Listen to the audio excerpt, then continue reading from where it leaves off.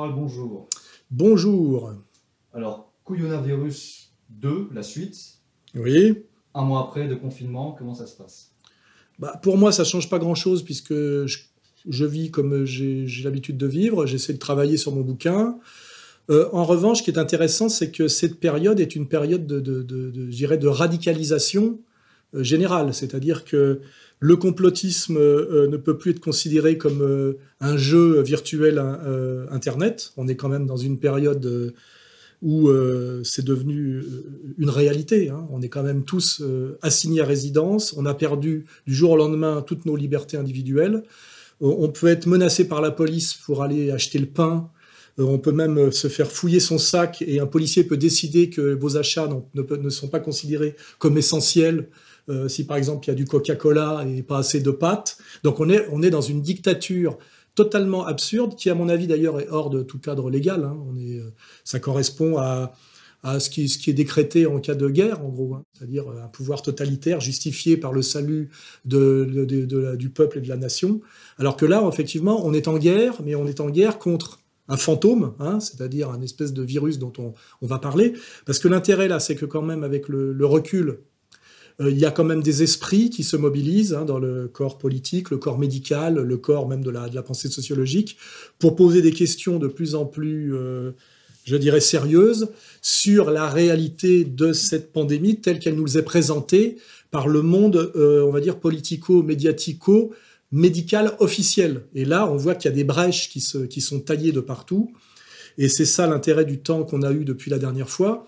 Moi, je fais comme tout le monde, j'essaie de regarder à peu près partout, donc je regarde un peu les infos, et là je subis effectivement une terreur de masse. Hein. J'ai peur d'être malade, j'ai peur de mourir, je me dis qu'effectivement nous vivons une époque tragique qui peut rappeler la période de la peste noire, et puis après j'éteins ma télé, je vais sur Internet, et je regarde, et je me dis finalement, il y a l'organisation d'une peur générale qui correspond à pas grand-chose, hein.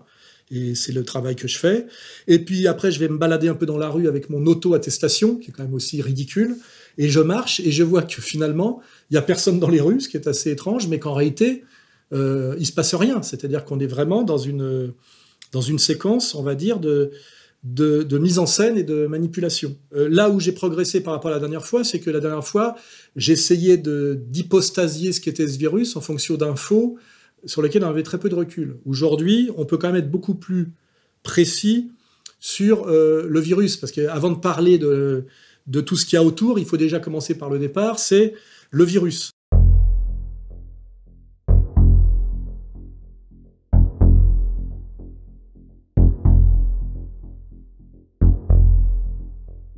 Il semble bien que ce virus est né dans un labo chinois. Alors là, on nous dit que c'est un labo chinois, donc c'est les Chinois. On verra tout à l'heure que c'est très important, cette mise en cause des Chinois. Mais on peut immédiatement constater que ce labo chinois est en Chine, mais qu'il n'est pas chinois. C'est un labo qui a été monté par l'INSERM, l'Institut Pasteur, c'est-à-dire en fait la médecine française qui a à voir beaucoup avec la Fondation Rothschild d'ailleurs, et aussi avec de l'argent américain. Et si les Américains ont mis de l'argent, ainsi que les Français, dans ce laboratoire de 4e niveau, c'est un laboratoire pour travailler sur des virus éminemment dangereux, c'est parce que les Américains ne peuvent pas le faire sur leur propre sol parce que c'est trop dangereux. Donc on est donc là dans un labo, on va dire, franco-américain qui travaille sur des virus éminemment dangereux, je ne sais pas trop dans quel but, et visiblement, de ce labo aurait fuité un virus. Et je rappelle que le type qui est à la tête de ce labo est Monsieur Lévy, qui est le compère de la dame Buzyn, qui était jusqu'à il n'y a pas longtemps notre ministre de la Médecine, et qui a comment dirais-je, procédé à un certain nombre d'actes éminemment suspects, dont le plus suspect est dès que le docteur Raoul, par le biais d'Internet, un peu comme Trump, hein, sans passer par les canaux des médias officiels, a dit qu'il avait trouvé un traitement efficace, en fait un traitement assez classique d'antipaludéen plus d'antibiotiques. La dame Buzyn s'est dépêchée de faire classer ce médicament qui existe depuis des décennies et qui est un antipaludéen accessible dans n'importe quelle pharmacie. Elle s'est dépêchée de nous en interdire l'accès en le faisant classer comme poison. Donc ça, c'est des indices très très forts, soit d'attitudes absurdes d'un certain groupe que j'ai qualifiée moi de liste de Schindler, et on verra que même si je me fais attaquer là-dessus, ce n'est jamais qu'un constat. Donc ça, soit c'est une attitude absurde de la part de ces gens, soit ça justifie l'idée qu'il y aura un complot, et un complot particulièrement malsain, je pourrais même parler d'homicide, voire de génocidaire, quant à la question de ce virus, de sa dangerosité et du traitement adéquat. Hein. Et là, on est quand même, on est bien sur le cœur atomique de l'affaire. Hein. C'est ce que cette affaire, sur le long terme, va permettre de révéler.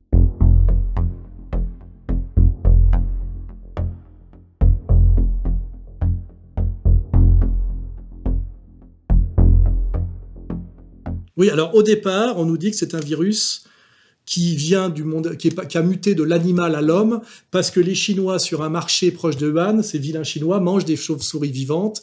Et je rappelle que cette thèse de l'origine animale d'un virus nous rappelle la théorie du sida du singe vert. On verra qu'il y a beaucoup de rapports entre l'histoire du sida et ce qu'on doit appeler le Covid-19, hein, puisque c'est l'appellation, maintenant c'est Covid-19. Hein, voilà. C'est les mêmes gens qui sont derrière l'histoire du sida que les gens qui sont derrière le Covid-19, et d'ailleurs, ce monsieur Lévy. Hein, voilà. Spécialiste Donc, du VIH. Spécialiste du VIH, oui. Et là, d'un seul coup, on a une révélation très importante de quelqu'un qui est le professeur Montagnier, qui, je le rappelle, est prix Nobel de médecine et qui est considéré comme le découvreur du sida, enfin de la théorie officielle du sida, je crois, qui serait l'histoire d'un rétrovirus. Hein, on y reviendra, je ne vais pas trop creuser tout de suite.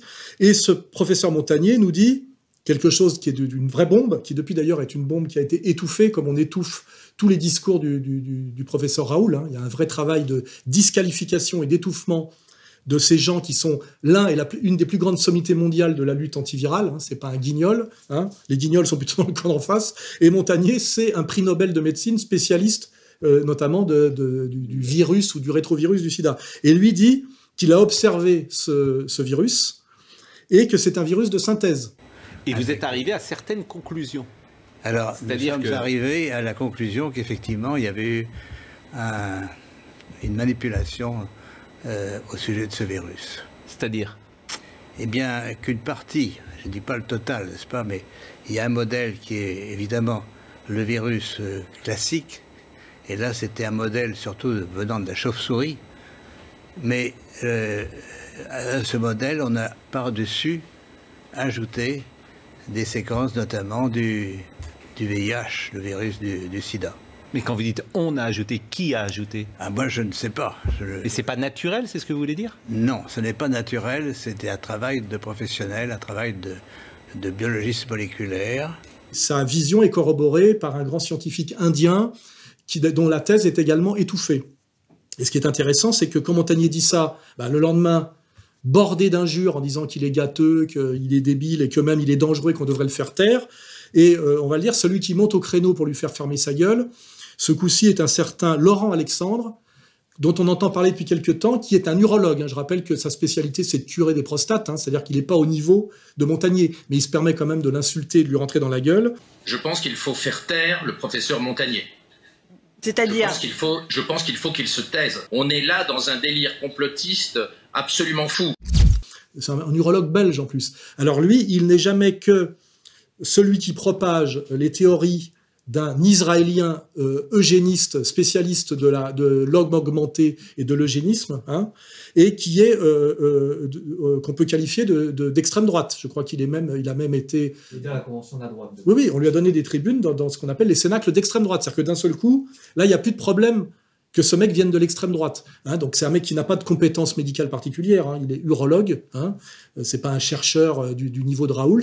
Il est accoquiné avec l'extrême droite. Et là, je rappelle bien, national-sioniste, l'extrême droite pro-israélienne, pas l'extrême droite dont nous, on nous qualifie. Nous sommes des nationaux socialistes patriotes de gauche, on va dire. Voilà. Et donc voilà, on a aujourd'hui, toujours pareil, bagarre entre... un type éminemment compétent qui balance une bombe qui est Montagnier. Je rappelle que Montagnier est quelqu'un qui est à l'origine de la théorie officielle du rétrovirus du sida et qui est revenu sur cette théorie progressivement en disant, parce qu'il a été un peu acculé et qu'il n'est pas totalement malhonnête, en disant qu'on pouvait guérir du sida et redevenir séronégatif par une bonne hygiène de vie. We can be exposed to HIV many times without being chronically infected.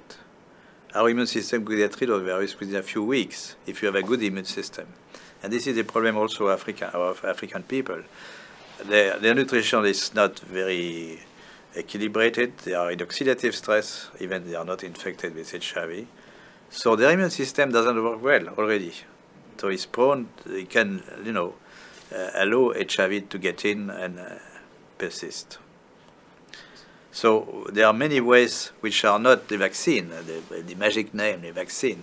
Many ways to decrease the transmission just by simple measures of nutrition, giving antioxidants, proper antioxidants, hygiene measures, fighting the other infections. If you take a poor African who's been infected and you build up their immune system, is it possible for them to also naturally get rid of it?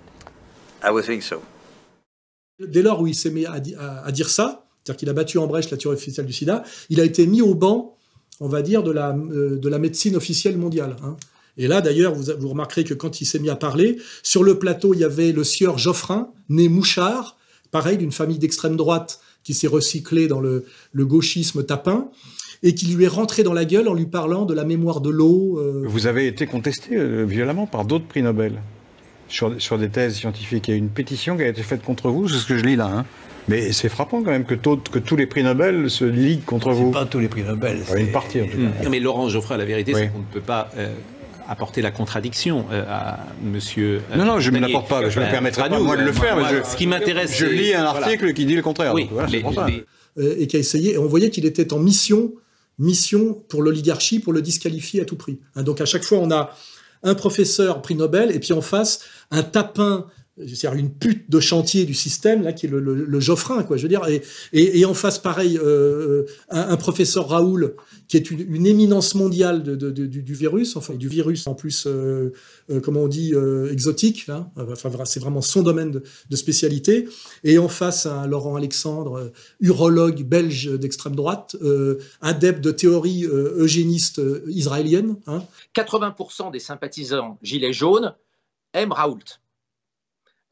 On a là un attachement d'une population qui est fragile, qui a des difficultés économiques. Les chiffres qui ont été habilement manipulés par Didier Raoult, ils ne savent pas les lire et les interpréter. Je ne compare pas du tout Didier Raoult à Pétain. Mais dans l'attachement à Didier Raoult, on retrouve les ressorts de l'adoration des Français à l'été 40 pour Pétain. Donc quand même, les camps sont quand même assez bien définis. Hein. Voilà.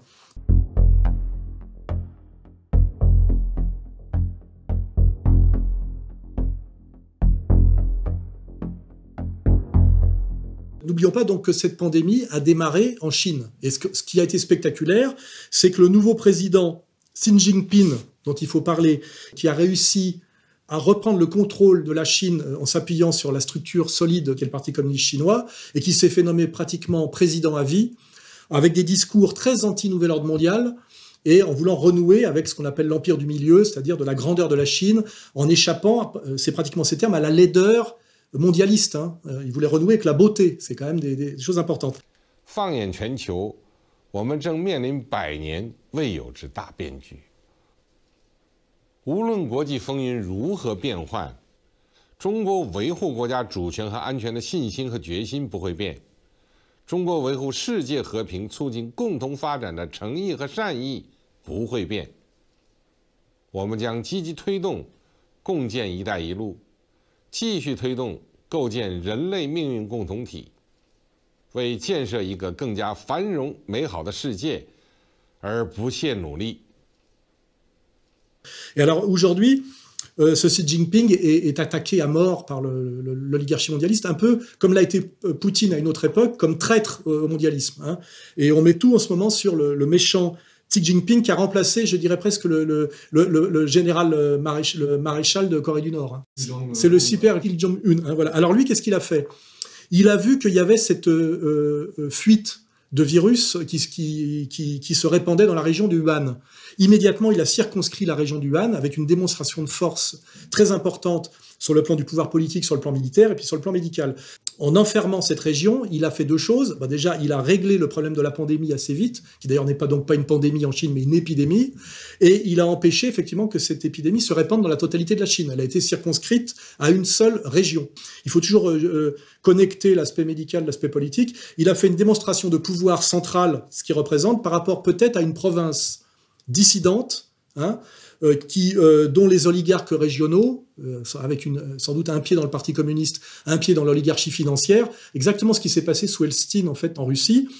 Il a remis au pas peut-être une région qui était sous le contrôle d'oligarques mondialistes et qui était complice de ce qui se jouait dans ce laboratoire de 4e niveau, de laisser fuiter un virus de synthèse pour répandre en Chine une pandémie qui était peut-être la manière de mettre à genoux la nouvelle puissance mondiale, sans pouvoir l'attaquer militairement, mais la mettre à genoux par une pandémie virale. C'est pour ça que là, je crois quand même qu'au départ, il y a réellement un virus. Hein.